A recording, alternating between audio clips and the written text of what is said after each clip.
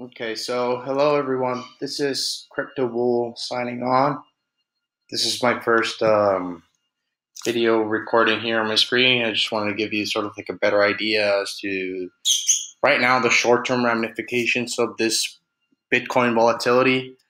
Um, Wanted to give you guys a preview here for the group before posting it on like another video with for the public channel. I just wanted to give you guys sort of like the first scoop. So we're looking here at the Bitcoin USD chart on Coinbase, and we can see that we've been having a few dips followed by a few bull traps over here and here.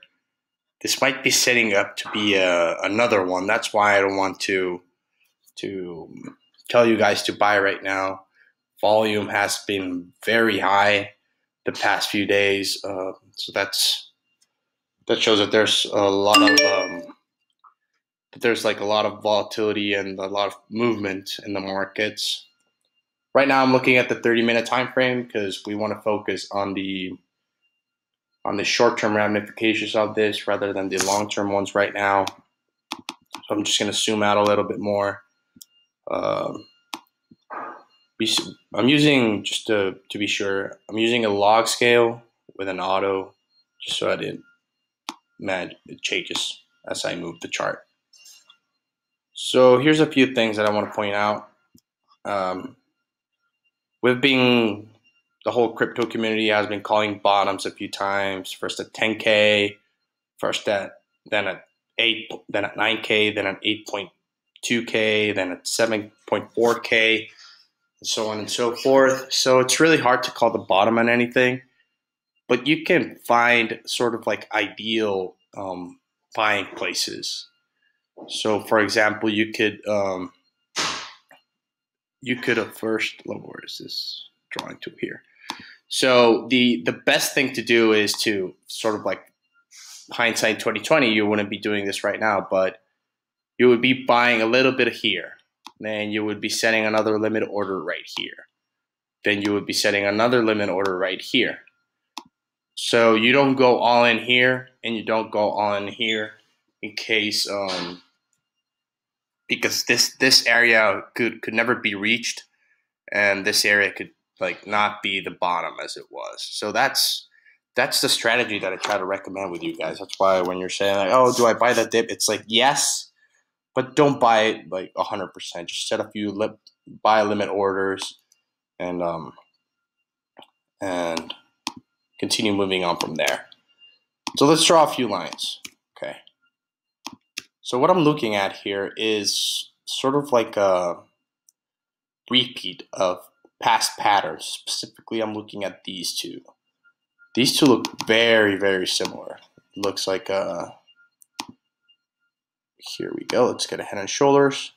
Here's one. Here's the left shoulder. Here's the head, the right shoulder. And we saw that the neckline, yes, it did break, but we didn't see that big of a jump as we expected, and not a lot of volume. That's why we didn't get that big movement up. Besides, we have all the FUD. Right now, we're in the middle of a similar pattern. Head, and then here comes a right shoulder. I'm just gonna take a screenshot for you just to. Okay, so we see so right now the neckline is at around $7,350. So that's a level that we need to keep our eyes on. Let's just raise it to be safer to $7,400. So right now we can see that it's bouncing up. It's bouncing up, and we can see it's a clear pattern. But now when we see these inverse head and shoulders formations, we need to see what the neckline is and whether it will break or not. So that's why it's important to sort of like buy some here, but not set around this area, and not buy everything in case it breaks down. So that's the pattern that I'm seeing right now. As for the indicators following this, we can see the MACD sort of confirmed an upward momentum right at the bottom, which was pretty surprising because MACD is usually a little delayed. So that's actually good. RSI touched 15, and then went up and then went down to confirm the head and shoulders. And then right now it's looking more on the overbought side. But that's what always happens with inverse head and shoulders or head and shoulders, vice versa, because you're moving from like a really, really low point to a high point where the neckline is. So that's, look, it's already a 25% increase from the lows. Okay, so that's the technical pattern that I'm looking at. So drawing some lines, we can see that there are a few here in the short term. Let me take out my drawing tool. Here we go, brush. So just like we had a parabolic rise, we could sort of see we're having a parabolic downturn, which is something that nobody of us likes. Pretty clear, I know it's not straight, but it's pretty clear that we're having this downtrend forming sort of like a parabolically. That's why sort of like if we draw straight lines, we would be having different resistances and support ideals, which do work, but it's different because there's a straight and it's just sort of like a better idea as to finding potential supports and resistances. I would use these lines more to like identify where to buy and sell, for example, when margin trading, but not for like identifying when to buy in the long term. I would use this parabolic downtrend to do so. So right now we are almost at the top. Well, let me try to make it clear. So we are actually at the top of that parabolic downtrend. So this is why I always say we have to be careful.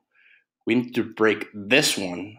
We need to break the neckline on this inverse head and shoulders so we can then bump up and find the next resistance at around $8,400. So remember, TA, technical analysis, is not to identify, to predict the price. It's just to sort of like identify potential risk reward on certain trades. So right now, as a TA analyst, I would not buy Bitcoin until this neckline is broken. And then I would just open a margin trade position. I would rather set up a limit order at around 6,000 in case this is not broken. So that's this sort of the short term and 30-minute time frame. That this is what we're looking at right now. This is what we need to focus on before we move on to the longer term ramifications. Because in the long term, I mean, just look at this chart. I mean, in the grand scheme of things, it's not that bad. Even if you put it in a linear way, it's just, I mean, look at where we were a year ago. That's why sometimes it's important. Like, look, from a year ago to right now, we are still 600% up, including a 63% bear crash. So that's why it's important to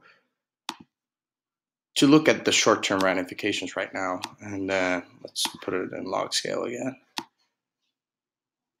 We might be looking at this. We might be looking at this bottom at around 5,600, just to see if you want like one or two lines to identify potential downtrends. So that's the Bitcoin.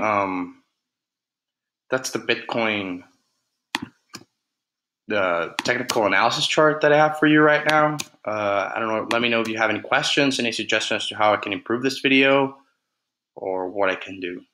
Thank you very much for listening, and please don't share this outside the group until further notice. Thanks. Go Bull Run.